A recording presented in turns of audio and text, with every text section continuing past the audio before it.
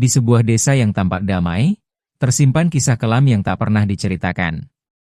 Ratri, gadis lugu desa itu, menjadi korban fitnah keji dari anak kepala desa. Kehormatannya hancur, hidupnya direnggut secara tragis, dan tubuhnya dibuang ke sungai yang tenang. Namun, malam itu bukanlah akhir dari segalanya, melainkan awal dari kutukan yang menakutkan. Sejak saat itu, sungai yang dulu jernih berubah menjadi saksi bisu teror. Suara tangis terdengar setiap malam, dan satu persatu, orang-orang yang terlibat dalam kematiannya meregang nyawa dengan cara mengerikan. Apakah Anda berani menyaksikan bagaimana kutukan Ratri menuntut balas? Angin malam berembus pelan di desa Semboro, membawa aroma lumpur basah dari sungai yang membelah desa. Suara jangkrik bersahutan di pematang sawah, sesekali diiringi lolongan anjing yang terdengar jauh di kejauhan. Desa kecil itu tampak tenang, seolah tak ada yang berbeda dari malam-malam sebelumnya. Namun di balik ketenangan itu, sebuah peristiwa kelam tengah menunggu untuk terjadi, peristiwa yang akan mengubah nasib sebuah keluarga sederhana untuk selamanya. Ratri, gadis berusia 17 tahun, berjalan tergesa di atas pematang sawah yang licin. Langkahnya goyah, sandal jepitnya sesekali terperosok lumpur, tapi ia terus berjalan.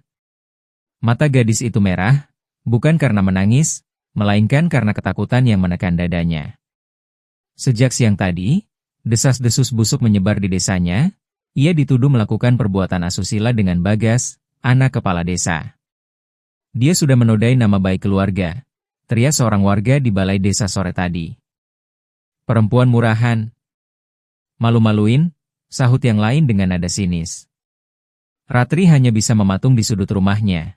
Gemetar, telinganya panas mendengar hinaan itu.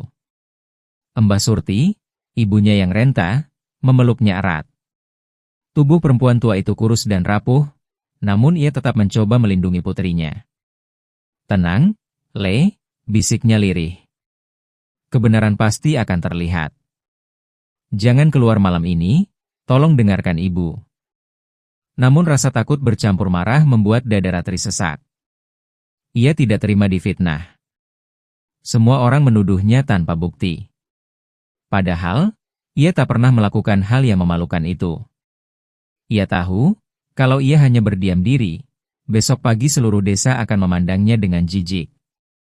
Maka, ketika malam turun dan suara azan Isya memudar, ia nekat pergi. Dalam gelap, ia berjalan menuju gudang tua di tepi sungai, tempat yang sunyi dan jarang dilewati orang.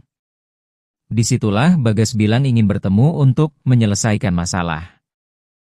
Dalam hatinya, Ratri berharap bisa memaksa Bagas mengaku bahwa ia tidak bersalah, bahwa semua fitnah itu bohong belaka. Namun harapan tinggal harapan. Gudang tua itu berdiri miring di tepi sungai, papan-papannya lapuk dimakan usia, dan atap sengnya berderi terkena angin malam.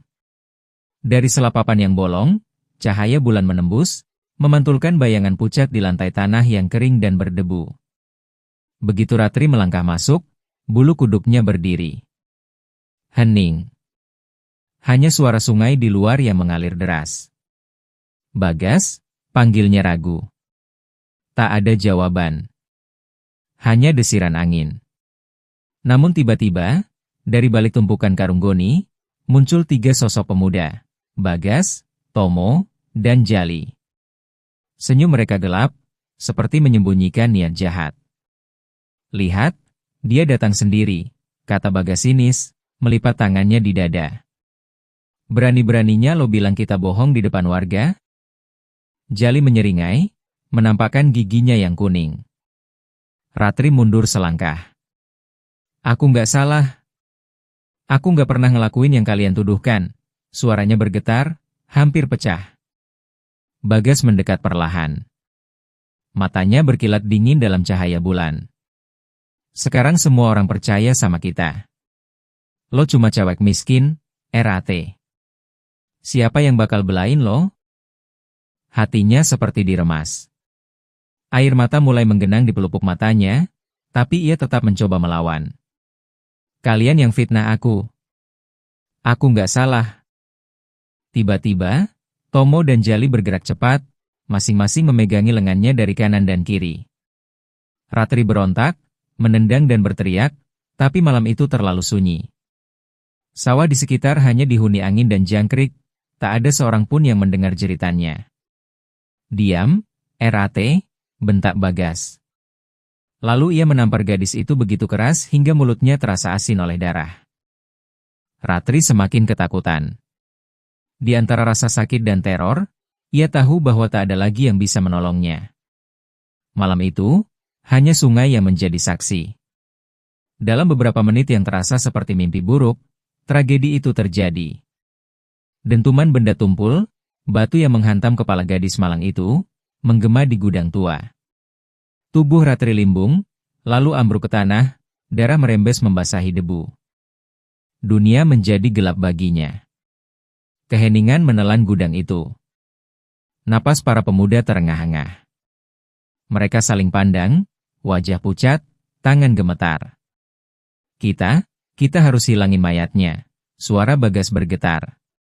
Entah karena takut ketahuan, atau karena rasa bersalah yang mulai menyelinap di relung hatinya.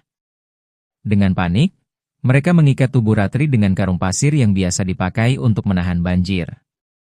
Setiap gerakan terasa terburu-buru. Jari mereka gemetar saat mengikat simpul tali, seolah ingin menghapus bukti dosa mereka dari dunia ini. Mereka menyeret tubuh itu keluar gudang, menuju tepi sungai. Tanah basah membuat kaki mereka licin, tapi tak ada yang berani berhenti. Sungai Semboro mengalir deras malam itu, dingin, memantulkan cahaya bulan separuh yang tertutup awan tipis. "Cepat," desis Jali, matanya liar mencari-cari kalau ada orang yang lewat. Tapi desa sudah terlelap. Hanya suara air dan angin yang menemani mereka. Dengan satu dorongan serempak, jasad Ratri terjun ke air. Sungai menelan tubuh itu perlahan, hanya menyisakan riak kecil sebelum kembali tenang, seolah tak pernah terjadi apa-apa. "Sekarang semuanya selesai," ucap Bagas, suaranya terdengar seperti meyakinkan dirinya sendiri. Namun tangannya dingin, keringat membasahi pelipisnya. Tapi malam itu belum benar-benar tenang. Di antara gemercik air dan desau angin, sebuah bisikan lirih terdengar, nyaris tak kasat telinga. "Aku tidak akan diam." Ketiga pemuda itu tertegun, saling pandang. Mata mereka membesar. "Kalian dengar gak barusan?" bisik Tomo, wajahnya pucat pasi. "Itu cuma angin," kata Bagas cepat, mencoba menepis rasa takut yang merayap ke tulang sumsum. Namun jauh di dasar sungai, mata yang terpejam perlahan terbuka. Kegelapan air memeluk tubuh Ratri, tapi hatinya membara oleh dendam. Malam itu, sebuah kutukan lahir di desa Semboro, dan tak ada satupun dari mereka yang tahu, teror baru saja dimulai. 3 hari telah berlalu sejak malam kelam itu, namun bayang-bayang peristiwa di gudang tua masih membekas di udara desa Semboro. Siang hari, desa terlihat biasa saja. Anak-anak berlari di jalan tanah, ayam berkeliaran di halaman rumah-rumah kayu, dan asap dapur mengepul dari atap rumbia. Tapi di balik keseharian itu, ada ketegangan tak kasat mata.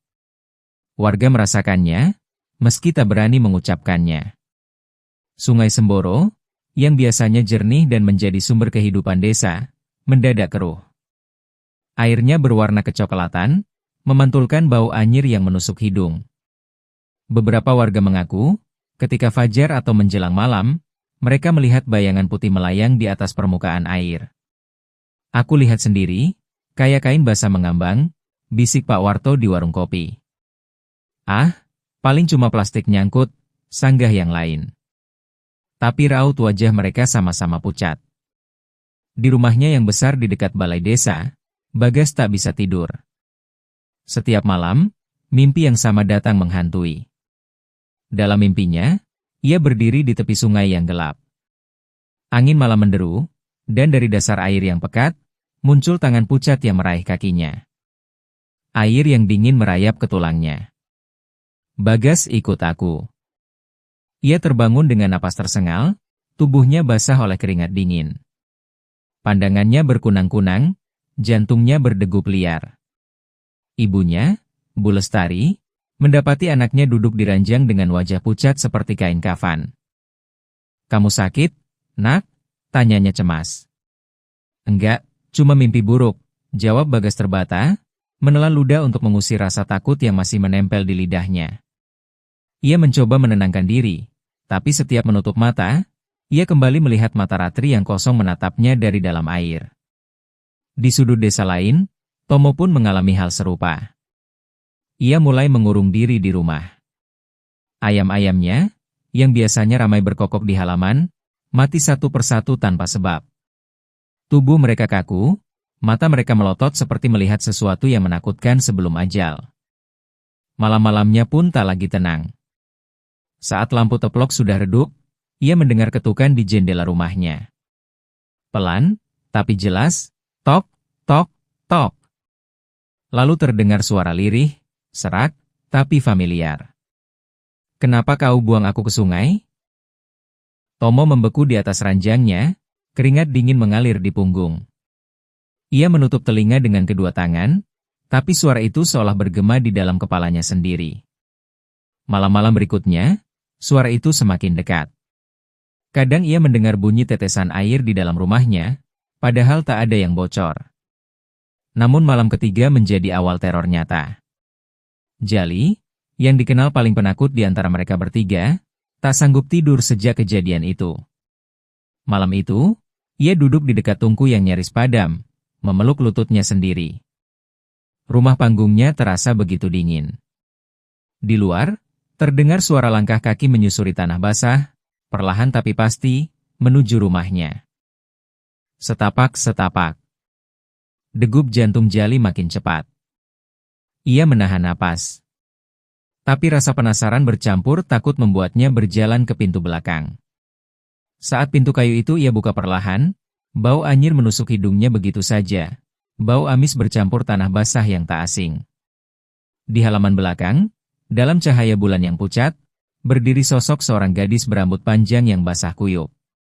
Rambutnya menempel di wajah pucat kebiruan, bibirnya membiru, dan dari bajunya menetes air yang membentuk genangan kecil di tanah. Matanya kosong tapi menusuk, menatap langsung ke arah Jali. Ratri, suara Jali parau, hampir tak terdengar. Lututnya lemas, tubuhnya bergetar hebat. Gadis itu perlahan menyunggingkan senyum mengerikan, senyum yang lebih menyeramkan daripada amarah. Dalam sekejap, ia melompat maju dengan gerakan tak wajar, seperti ditarik oleh kekuatan tak terlihat. Air menetes dari tubuhnya, memercik di lantai kayu dan kulit Jali yang membeku ketakutan. Jali menjerit, jeritan panjang yang memecah keheningan malam, tapi tak lama kemudian suara itu berhenti mendadak, lenyap di telan sunyi. Keesokan paginya, desa Semboro geger. Beberapa warga yang hendak mengambil air di sungai menjerit histeris. Di antara riak sungai yang keruh, tubuh Jali terapung, membentur akar pohon tepi sungai. Mata pemuda itu membelalak, mulutnya terbuka seolah ingin berteriak, dan di pipinya tampak bekas jari yang mencengkeram kuat. "Astagfirullah, ini pasti kutukan sungai," teriak salah satu warga. Kabar itu menyebar cepat. Para tetua desa menggelar doa di balai desa, membakar kemenyan di tepi sungai, mencoba menenangkan penunggu yang mereka percaya marah. Mereka menyebutnya gangguan makhluk gaib penjaga sungai. Namun Bagas tahu kebenaran yang mengerikan. Di kamar yang pengap, Bagas terduduk sambil memeluk kepala. Sejak kematian Jali, mimpi-mimpi buruknya semakin nyata. Setiap malam, Ratri datang dalam mimpinya, dengan wajah membiru, bibir membisikkan sumpah dendam. "Kau bunuh aku. Sekarang giliranmu." Bagas terbangun dalam ketakutan yang membekap dada. Tapi ia sadar, ini baru permulaan. Sungai Semboro telah berubah menjadi sungai berdarah, dan arus dendam itu tak akan berhenti sampai nyawa terakhir terambil. Hujan deras mengguyur desa Semboro malam itu. Langit hitam kelam, petir sesekali menyambar, menampakkan siluet pohon bambu yang bergoyang di pinggir sawah. Angin malam menusuk kulit, membawa aroma lumpur dan dedaunan basah. Sungai Semboro yang beberapa hari terakhir keruh kini meluap, arusnya deras, menghantam tepian dengan suara menggelegar. Di dalam rumah panggungnya yang remang, Tomo duduk meringkuk di sudut kamar. Tubuhnya basah oleh keringat, meski udara begitu dingin. Di tangannya, Ia menggenggam sebuah keris kecil berukir sederhana, warisan dari kakeknya yang dulu selalu berkata, keris ini bisa melindungi kalau kau berniat baik.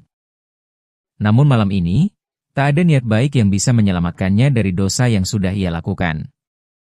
Aku nggak salah, aku cuma ikut-ikutan, aku nggak bunuh dia, gumam Tomo berulang kali, seolah meyakinkan dirinya sendiri.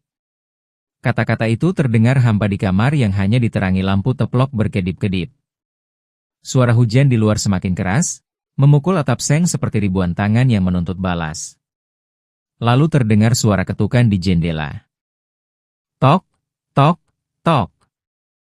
Hanya 3 ketukan. Tapi cukup untuk membuat darahnya beku. Tomo menahan napas, tubuhnya kaku. Ia menoleh perlahan, dengan gemetar memberanikan diri mengintip melalui kaca buram yang basah. Matanya langsung membelalak. Di balik jendela yang diguyur hujan, wajah pucat Ratri menempel di kaca. Rambut panjangnya yang basah menempel di wajahnya. Matanya putih sepenuhnya, tanpa kelopak yang bergerak, menatap lurus ke arah Tomo.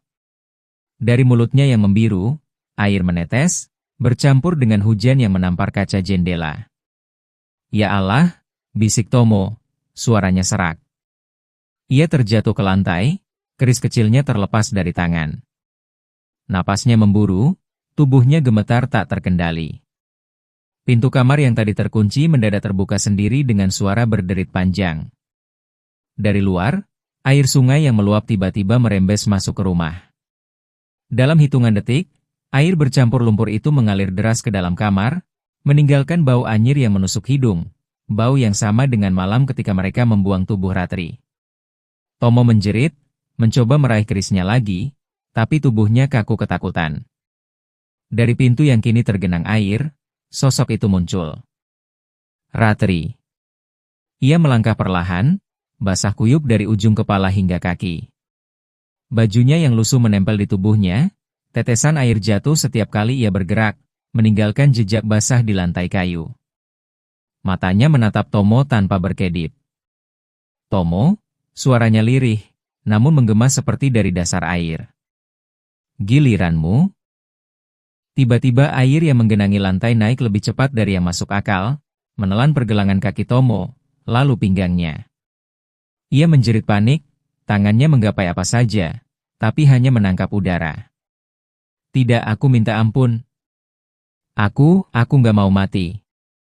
Namun air itu dingin seperti kematian. Dalam sekejap, Tomo merasa paru-parunya dipenuhi air, meski ia masih berada di dalam kamarnya sendiri. Ia berusaha menjerit, tapi suaranya tenggelam, berganti dengan gelembung-gelembung yang keluar dari mulutnya. Pandangannya berkunang, dunia berputar, hingga gelap menelannya selamanya. Keesokan paginya, hujan telah reda, tapi desa diliputi keheningan aneh. Kabut tipis menyelimuti sawah yang sebagian tergenang air. Seorang petani yang hendak memeriksa lahannya menjerit histeris, memanggil warga lain. Di tengah sawah yang terendam air, tubuh Tomo terapung, kaku. Matanya melotot, seolah memandang langit yang kelabu. Di kakinya, terikat karung pasir, sama persis dengan yang dulu dipakai untuk menenggelamkan tubuh Ratri. Ya Allah, satu lagi, gumam warga dengan wajah pucat. Desa Semboro kini benar-benar panik. 2 pemuda mati tragis, keduanya ditemukan di dekat air. Para tetua desa kembali berkumpul di balai desa, membacakan doa, membakar kemenyan, dan melempar bunga ke sungai, memohon ampun kepada penunggu sungai. Namun tak ada yang benar-benar tahu bahwa ini bukan semata amarah makhluk gaib penjaga air. Ini adalah dendam seorang gadis yang dibunuh dengan keji. Malam berikutnya, giliran Bagas yang tak bisa memejamkan mata. Rumahnya sepi, hanya suara jangkrik dan sesekali gonggongan anjing yang terdengar dari kejauhan. Setelah kematian Tomo, ketakutannya menjadi nyata. Ia duduk di ranjang, memandangi jendela yang basah oleh sisa hujan. Dalam hening itu, ia mendengar sesuatu, lirih, tapi jelas. Bagas. Suara itu datang dari halaman belakang. Ia menelan ludah, tangannya gemetar membuka tirai. Di luar sana, berdiri sosok yang sudah ia takutkan selama ini. Ratri. Tubuhnya meneteskan air, rambutnya menutupi sebagian wajah, tapi mata putihnya bersinar di kegelapan malam. Bibirnya bergerak pelan, membentuk kata-kata yang menusuk jantung Bagas. Sekarang giliranmu. Di detik itu, Bagas sadar bahwa tidak ada lari dari kutukan sungai. Satu persatu, teror itu akan menuntaskan dendamnya. Dan malam itu, arus sungai Semboro siap menerima korban terakhirnya. Tinggal Bagas yang tersisa. Sejak kematian Tomo, hari-harinya dipenuhi rasa bersalah, ketakutan, dan suara-suara yang tak pernah berhenti di kepalanya. Rumahnya yang dulu terasa nyaman kini bagai penjara gelap. Malam-malamnya panjang, dihantui oleh bisikan dari dasar sungai dan tatapan kosong Ratri yang terus membayang di setiap sudut. Ia nyaris tak pernah tidur. Makan pun tak lagi ia hiraukan. Tubuhnya kurus, mata cekung, dan rambutnya kusut. Ayahnya, kepala desa Semboro, sudah beberapa hari pergi ke kota, meninggalkannya bersama ibunya yang bingung melihat perubahan drastis pada anak tunggalnya. Malam itu, hujan baru saja reda. Desa diselimuti kabut tipis, menyisakan udara dingin dan aroma tanah basah. Bagas terduduk di ruang tengah, lampu teplok redup menerangi wajah pucatnya. Sesekali ia menoleh ke jendela, waspada kalau-kalau sosok itu muncul lagi. Tiba-tiba, suara tangisan lirih terdengar dari depan rumah. Tangis itu pelan, parau, seperti suara perempuan tua yang patah hati. Bulu kuduk Bagas berdiri. Ia ragu sejenak, tapi rasa penasaran mendorongnya mendekat ke pintu. Dengan tangan gemetar, ia membukanya perlahan. Di beranda rumah, berdiri seorang perempuan renta. Rambutnya yang memutih basah oleh embun malam, matanya sembab, wajahnya penuh duka. Bagas mengenalinya seketika. Mbah Surti, Ibu Ratri. B. Mbah, suara Bagas bergetar. Mbah Surti menatapnya dengan mata merah yang seolah tak lagi menyisakan air mata. Bagas, suaranya serak dan berat. Anakku nggak salah. Bagas tercekat. Tenggorokannya kering, jantungnya berdetak kencang. Ia ingin mengelak, tapi rasa bersalah yang menumpuk 3 minggu terakhir menghancurkan pertahanannya. Kalian yang bunuh dia ya? Suara Mbah Surti makin lirih, tapi tajam seperti pisau. Bagas menunduk. Air matanya jatuh tanpa bisa ditahan. Iya, Mbah, suaranya pecah. Kami salah. Kami fitnah dia, semua cuma karena aku takut orang-orang tahu kalau aku yang mulai semua. Kedua lututnya lemas. Ia hampir berlutut di depan perempuan tua itu. Aku minta maaf, Mbah, aku nggak tahu semua bakal begini. Mbah Surti hanya menatapnya lama, tatapannya kosong namun penuh perih. Bibir tuanya bergetar sebelum akhirnya ia berkata, dosa kalian bukan sama aku, tapi sama dia dan sama sungai itu. Kata-katanya menggema di telinga Bagas. Ia ingin mengatakan sesuatu, ingin memohon ampun lagi, tapi Mbah Surti sudah berbalik pergi dengan langkah tertatih. Sosoknya lenyap di balik kabut malam, meninggalkan Bagas yang terpuruk di ambang pintu. Malam itu, Bagas tak bisa lagi menahan dorongan untuk lari. Ia tahu kutukan itu akan menjemputnya cepat atau lambat. Suara Ratri di kepalanya makin sering terdengar, bisikannya tak berhenti. Kau bunuh aku. Giliranmu datang. Dengan tangan gemetar, ia mengayuh sepeda butut peninggalan ayahnya. Malam gelap, hanya suara roda sepeda yang berdecit di jalan becek. Tujuannya jelas, keluar dari desa Semboro, sejauh mungkin dari sungai, sejauh mungkin dari tatapan Ratri yang terus menghantuinya. Ketika ia sampai di jembatan kayu yang membentang di atas sungai Semboro, angin malam bertiup kencang. Suara arus sungai di bawahnya bergemuruh, membawa aroma lumpur yang anyir. Bulan separuh muncul dari balik awan, menyorot permukaan sungai yang bergelombang. Bagas menelan ludah. Setiap kayuhan terasa berat. Namun baru beberapa meter melewati jembatan, terdengar suara letusan keras. Duar. Ban depan sepeda meledak. Kendali hilang. Bagas terjungkal, tubuhnya menabrak pagar kayu jembatan yang lapuk, dan dalam sekejap, ia terjatuh ke sungai yang meluap. Airnya dingin, arusnya deras, menelan tubuhnya dalam pusaran hitam.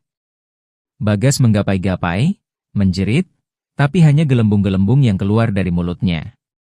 Dalam kepanikan, matanya terbuka di dalam air keruh, dan di sanalah ia melihatnya. Ratri. Dari dasar sungai, gadis itu muncul, rambut panjangnya berayun seperti ganggang air. Bibir membirunya membentuk senyum mengerikan. Matanya kosong, tapi tatapannya menusuk hati Bagas lebih dalam daripada air yang memenuhi paru-parunya. Kau gak bisa lari dari kutukan. Tangannya yang pucat dan licin meraih kaki Bagas, menariknya ke dalam. Ia berontak, tapi tubuhnya lemah. Arus deras dan genggaman dingin itu menyeretnya semakin dalam ke kegelapan. Jeritan terakhirnya tertelan air sungai yang bergolak. Keesokan paginya, kabut tebal masih menggantung di atas desa. Beberapa warga menemukan tubuh Bagas tersangkut di akar pohon dekat tikungan sungai. Matanya membelalak, tangannya terangkat seperti berusaha menahan sesuatu yang menariknya ke dasar air. Berita kematian Bagas menyebar cepat.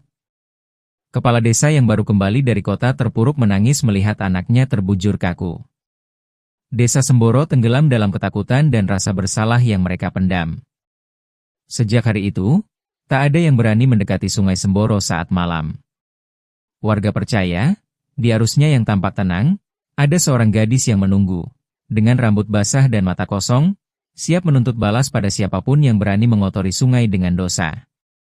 Sejak kematian Bagas, Desa Semboro tidak pernah sama lagi.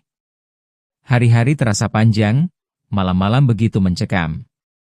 Sungai Semboro, yang dulu jernih dan menjadi sumber kehidupan warga, kini seperti memiliki nyawa sendiri. Airnya sering terlihat keruh, memantulkan langit abu-abu meski cuaca cerah. Ikan-ikan menghilang, seolah ikut pergi meninggalkan arus yang dikutuk. Setiap bulan purnama, ketika cahaya rembulan menyorot permukaan air yang beriak, warga mengaku mendengar suara lirih yang menembus kesunyian, tangis seorang gadis. Suara itu datang dari tepi sungai, lalu mengalun di sepanjang arus, kadang terdengar seperti bisikan, kadang seperti ratapan yang memilukan. Anak-anak desa dilarang keluar rumah saat malam purnama, karena beberapa dari mereka pernah menjerit ketakutan setelah mengaku melihat sosok berambut basah berdiri di jembatan kayu yang lapuk.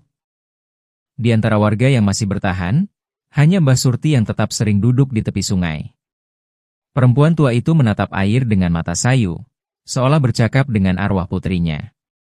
Setahun setelah peristiwa tragis itu, tubuhnya semakin lemah.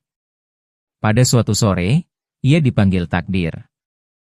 Namun sebelum napas terakhirnya terhembus, ia memanggil beberapa warga yang masih setia menemaninya. Dengan suara lirih, ia meninggalkan pesan terakhir. Jangan pernah kalian coba-coba cemari sungai ini, katanya dengan mata yang berkaca-kaca. Karena Ratri, anakku, masih di sana. Sungai ini miliknya sekarang. Dia menunggu dan akan menagih dendam pada siapa saja yang berani kotor di sini. Ucapan itu membuat bulu kuduk merinding. Tak lama setelah berkata demikian, Mbah Surti mengembuskan napas terakhirnya. Tangisan warga yang mengantar kepergiannya bercampur dengan desir angin di tepi sungai, seolah arwah Ratri menyambut ibunya dalam diam. Beberapa tahun berselang, Desa Semboro perlahan berubah menjadi desa mati. Satu persatu warganya pindah ke daerah lain. Mereka tak tahan lagi hidup dalam ketakutan yang tak kasat mata. Setiap malam purnama, suara tangisan Ratri terdengar di sekitar rumah-rumah kosong. Kadang ada suara langkah basah di beranda, meninggalkan bekas air yang esok paginya sudah kering, seolah tak pernah ada. Sungai itu kemudian mendapat julukan baru dari penduduk desa sekitar, Sungai Berdarah. Ceritanya menyebar ke desa-desa tetangga, bahkan hingga ke kota kecil di dekatnya. Orang-orang yang penasaran kadang nekat datang untuk mandi atau memancing di sana. Namun sebagian besar kembali dengan wajah pucat. Aku merasakan tangan dingin yang menarik kakiku, kata seorang pemuda yang nekat mandi di arus sungai saat senja. Airnya tiba-tiba jadi berat, kayak ada yang nyeret dari bawah, tambahnya gemetar. Beberapa orang hilang tanpa jejak.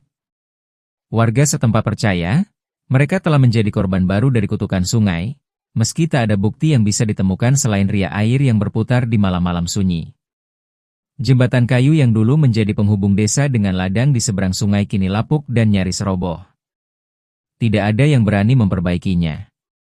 Setiap kali angin malam bertiup, jembatan itu berderit sendiri, dan beberapa orang bersumpah melihat bayangan seorang gadis duduk di ujungnya. Rambut panjangnya menutupi wajah, kakinya menjuntai menyentuh arus sungai.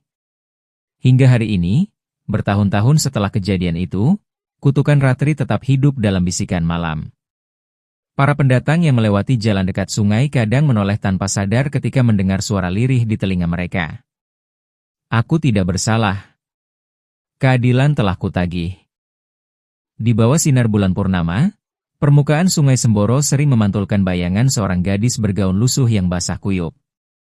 Jika mata mereka cukup lama menatap, mereka akan melihat senyum tipis yang dingin, seolah mengingatkan, tidak ada dosa yang benar-benar hilang tanpa balasan. Dan di tengah kesunyian, sungai itu tetap mengalir sebagai saksi bisu. Saksi tentang pengkhianatan, kematian, dan dendam seorang gadis yang mati tragis. Airnya mungkin tampak tenang di siang hari, tapi setiap tetes membawa cerita darah dan air mata yang tak akan pernah benar-benar hilang. Sungai Semboro kini bukan lagi sekadar aliran air. Ia menjadi penjara bagi arwah yang tak tenang, tempat di mana keadilan di luar nalar manusia ditegakkan oleh alam itu sendiri. Bagi siapapun yang berani mendekat di malam yang salah, suara lirih Ratri akan menjadi peringatan terakhir sebelum dingin air menelan mereka. Aku di sini dan aku tak akan pernah pergi.